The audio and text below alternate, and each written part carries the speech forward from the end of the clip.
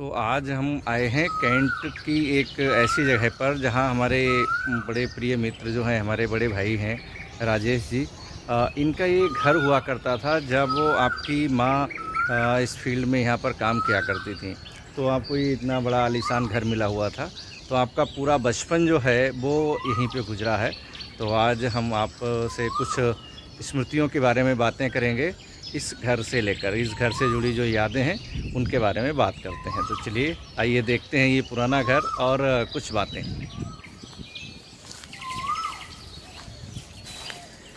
ये हम लोग आज आए हैं कैंट में, बरेली कैंट के अंदर की एक जगह है और हमारे साथ जो राजेश जी आ रहे हैं। ये इनका घर हुआ करता था कभी, जब आपकी माँ यहाँ पर सर्विस किया करती थी तो ये इनका कभी घर हुआ करता था, देखिए। तो लेकिन आज ये उसके अवशेष हैं, केवल अवशेष मात्र हैं। देखिए मेरा बचपन यहीं गुजरा है। और लगभग अपने बचपन से लेकर 10 साल की उम्र तक मैं इसी बंगले में अपनी माँ के साथ रहता था जी। ये देखिए ये हमारा ड्राइंग रूम हुआ करता था।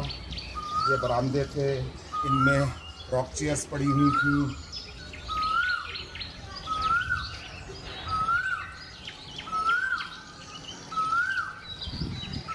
ये देखिए अवशेष मात्र हैं चीज़ें, अब दरवाजे से लेकर यहाँ का तो जी अंग्रेज़ों के ज़माने की बनी हुई बिल्डिंग है ये। तो ऐसे फील आ रहा है कि सांप हो सकते हैं। नहीं, ज़्यादा खतरा मोल लेने की ज़रूरत नहीं है कि यहाँ जानवर भी हो सकते हैं, क्योंकि अब आप तो यहाँ रहते नहीं हैं। ये हमारा ड्राइंग रूम होता था जी। ये देखिए ये बेडरूम था।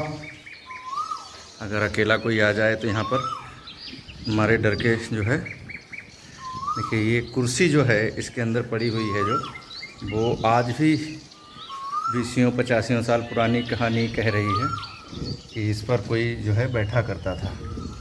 ये देखिए ये कुर्सियाँ हैं, या ये कुछ सोफ़े की गद्दियाँ हैं, ये बड़े दरवाजे हैं और ये तमाम सारा फर्नीचर जो है ये एक बीते ज़माने की बात कह रहा है। और यहाँ भी कभी जो है जीवंतता हुआ करती थी। तो इतिहास की चीज़ें हैं ये देखिए किस तरीके का ये बेडरूम है, ये पुराना। ये इतनी ऊंचाई पे ये सब हुआ करता था। ये मुझे लग रहा पंखे का एक कुछ रहा होगा। पुराने दरवाजे आज भी टके हैं, यहाँ से संवेदनाओं की खुशबू आ रही है। ये देखिए छत और बड़ी बड़ी तस्वीरें लगी थी इस ड्राइंग रूम में जी।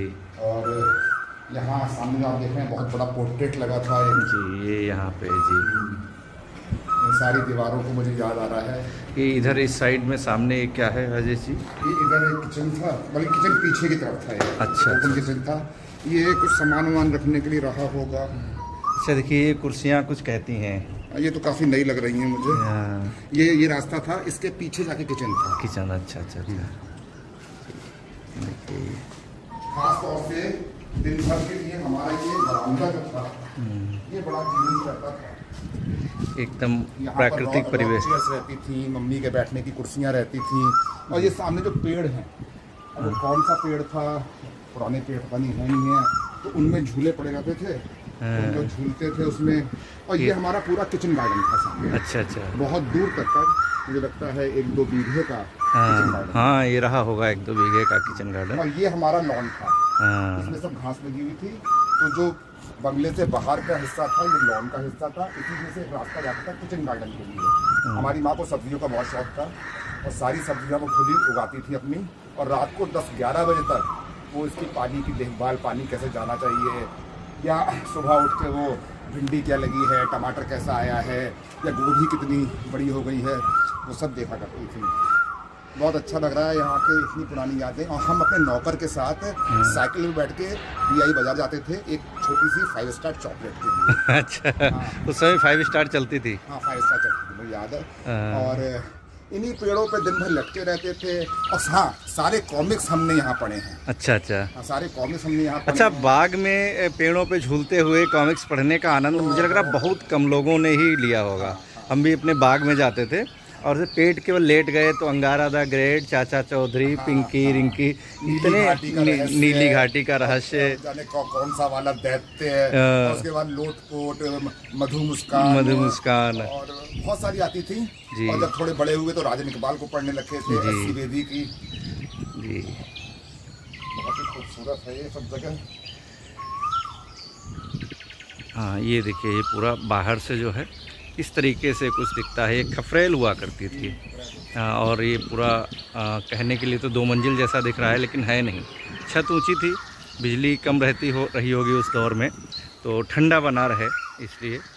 और देखिए इस समय पूरा एकदम नेचुरल है, प्राकृतिक ढंग का है। देखिए पेड़, इस तरीके का जो पेड़ है राजेश जी, ये कॉमिक्स पढ़ने का सबसे अच्छा ठिया हुआ करता था। देखिए हाँ, पेड़ तो आपको याद आई होंगी चीज़ें, बैठ गए जाके। हम तो उसी दौर में पहुंच गए। हाँ देखिए, आइए दिखाते हैं। ये गजब का पेड़ है ये, देखिए। और यहाँ जानवर आते हैं ठीक ठाक से।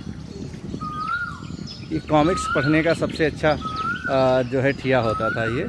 आइए इस पे लेट के खूब आराम से।